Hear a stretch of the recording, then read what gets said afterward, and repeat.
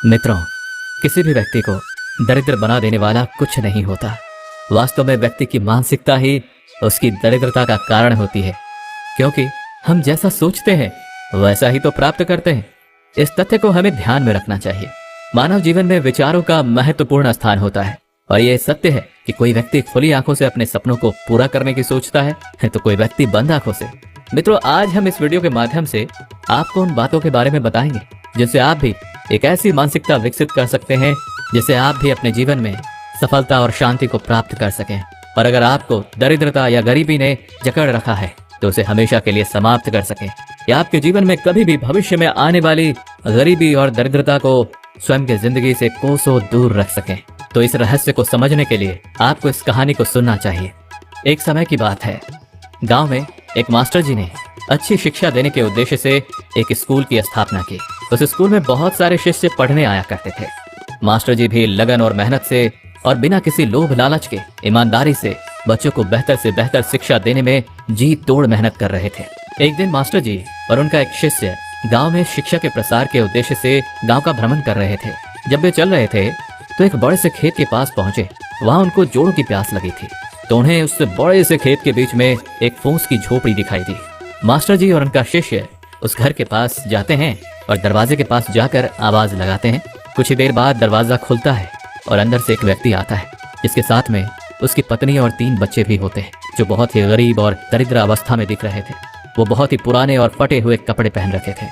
Master जी उन लोगों से विनम्रता भरी आवाज में पूछते हैं, क्या हमें पीने के लिए पानी मिल सकता है क्या? वो व्यक्ति अंदर से पानी लेकर आता है, जिसे मास्टर जी और उनका शिष्य अपनी प्यास बुझाते हैं। फिर अचानक मास्टर जी उस व्यक्ति से कहते हैं, आपका खेत तो बहुत बड़ा है, परंतु इसमें कोई फसल नहीं है। इसके बाद ये लोग अपने कामकाज के बारे में बताते हैं। मास्टर जी इस बात को सुनकर सोचते हैं और कहते हैं, आज की रात हम यहीं रुक जाते हैं। फिर मास्टर जी उस व्यक्ति से रुकने की अनुमति मांगते हैं और वो व्यक्ति मान भी जाता है और मास्टर जी और उनका शिष्य वहीं ठहर जाते हैं। आधी रात बीत चुकी थी। तभी अचानक मास्टर जी नींद से जाग उठते हैं और अपने शिष्य के कान के पास जाकर एकदम से धीरे से आवाज में कहते हैं, अब हमें यहाँ से चलना चाहिए और इसी ओर चलना चाहिए और इसके बैल को भी साथ में लेकर जाना है और जंगल में एक किसी दूसरे व्यक्ति के यहाँ छोड़ देना है।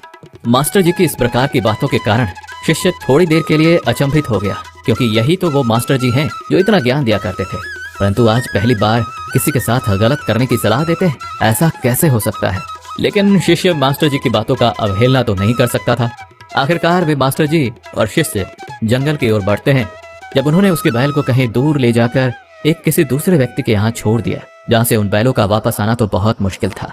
इसके बाद वो मास्टर जी और शिष्य वहां से निकल जाते हैं। लेकिन शिष्य हमेशा सोचता रहता था कि आखिर मास्टर जी ने उस भले और गरीब इंसान के साथ ऐसा क्यों किया। लगभग 10 वर्ष बीत जाते हैं और वो शिष्य खुद एक बड़ा व्यापारी बन जाता है। तब उसके मन में फिर से वही प्रश्न अक्सर आने लगा। फिर एक दिन उसने सोचा कि क्यों नहीं उस गरीब व्यक्ति से मिला जाए जिसकी बैलों को हमने किसी और के यहाँ छोड़ी थी, और उसे कुछ आर्थिक सहायता दे दूं जिससे उसका जीवन खुशहाल बन सके। इस सोच के साथ वो निकल पड़ता है और कुछ ही समय में उस व्यक्ति के पास पहुंच जाता है। लेकिन वहां का दृश्य देखकर वो चौंक जाता है, क्योंकि अब उस खेत में कई पेड़ पौधे के साथ साथ कई प्रकार के फल भी थे। लेकिन वहां उस झोपड़ी के बजाय एक विशाल और सुंदर महल था। इसे देखकर शिष्य के मन में विचार आता है कि शायद वो व्यक्ति सब कुछ बेचकर इस जगह पर बस गया होगा। और यही सोचते हुए वो फिर से उस व्यक्ति के पास जाकर कहता है, शायद आप मुझे नहीं पहचानते, कुछ वर्ष पहले हम एक दिन मिले थे। तब वो व्यक्ति कहता है, मैं आपको कैसे भूल सकता हूँ, आप तो उस दिन बिना बताए ही यहाँ से चले गए थे, और उसी दिन हमारे बैल भी पता नहीं कहाँ चले गए थे, जो वापस ही नहीं आए। कुछ दिनों तक मैं बहुत परेशान था, कुछ समझ नहीं आ रहा था कि अब क्या करें, परंतु जीवन जीने के लिए कुछ न कुछ तो करना भी जरूरी था। इसलिए मैंने लकड़ियों को काट कर बेचने का काम शुरू किया। जो भी पैसे मुझे मिले उन्हें मैंने अपने खेतों में लगाकर फसलें उगा ली।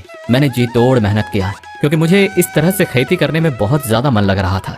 फसल बहुत अच्छी हुई, जिसे मैंने फलों के बगीचे में लगा दिया और उस बगीचे में बहुत अच्छे फल आए। इस तरह से मैंने बहुत सारे फसल बेचे और फिर फलों को सालों तक बेचा, और आज मैं शहर का सबसे बड़ा व्यापारी बन गया हूँ।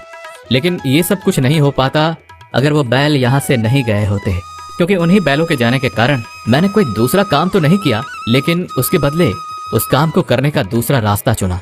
लेकिन आज मैं अपनी जिंदगी में बहुत खुश हूँ और शहर का सबसे बड़ा व्यापारी भी हूँ। ये बात सुनकर शिष्य कहता है, ये काम तो तुम पहले भी कर सकते थे। तब वो व्यक्ति बोलता है कि कर तो सकता था, परंतु उस समय मेरी जिंदगी बिना मेहनत के भी चल रही थी। इसी कारण मुझे कभी इस बात का आभास ही नहीं हुआ कि मैं कुछ और काम भी तो कर सकता हूँ। यही कारण है कि मैंने कभी कोशिश ही नहीं की। लेकिन बैल के जाने के बाद मुझे ये एहसास होने लगा कि मैं कुछ और भी कर सकता हूँ, और मैंने उसी समय ये दृढ़ निश्चय किया कि अब अपनी जिंदगी में जो कुछ भी करूंगा वो मैं अपने बल पर करूंगा और अपने काबिलियत के दम पर करूंगा। और इसी संकल्प की वजह से आज मैं इस मुकाम पर पहुंचा हूँ। शिष्य को अब समझ आ गया था कि उसके मास्टर जी ने जानबूझ करके उसके बैल को दूर कहीं किसी और के यहाँ क्यों छोड़ने की बात कही थी। दरअसल मास्टर जी ने देखा कि वो गरीब और आलसी व्यक्ति अपनी मानसिकता के कारण गरीब बना हुआ है, क्योंकि एक तो ना तो वो अपने परिवार की अच्छे से देखभाल कर रहा था और ना ही उसके अपने बैलों की देखभाल कर रहा था। बस वो थोड़ी बहुत खेतों में काम करता और जैसे तैसे अपना जीवन यापन कर रहा था।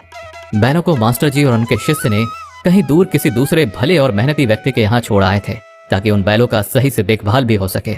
और जब दूसरी ओर वो गरीब और आलसी व्यक्ति सुधर जाता तो फिर उन बैलों को वापस किया जा सके।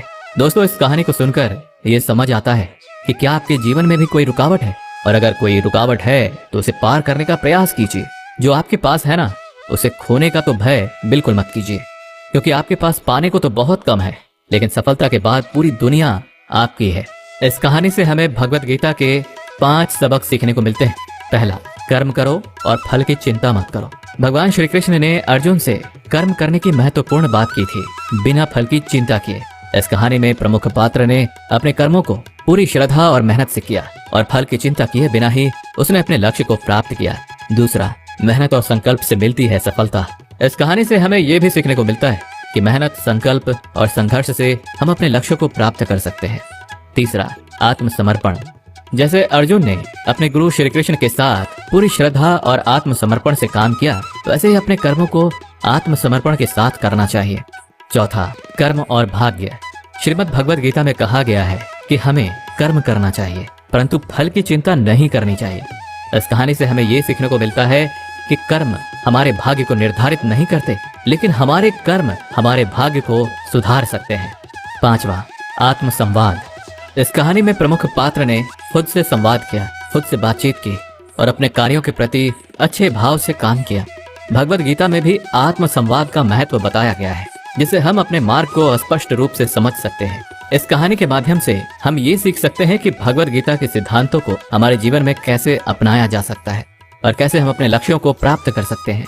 ये हमें ये भी सिखाता है कि कर्म, संकल्प और आत्मसमर्पण से हम किसी भी मुश्किल को पार कर सकते हैं और अपने जीवन को सफलता की ओर अग्रसर कर सकते हैं और अपनी जिंदगी से गरीबी और दरिद्रता को कोसों दूर रख सकते हैं। दोस्तों, अगर इस वीडियो से आपने कुछ भी सीखा हो तो कमेंट में जय श्री राधे कृष्णा अवश्य लिख दीजिए और साथ ही इस वीडियो को लाइक और चैनल को सब्सक्राइब कर लीजिए और बेल नोटिफिकेशन आइकन को ऑल पर सेट कर लीजिए।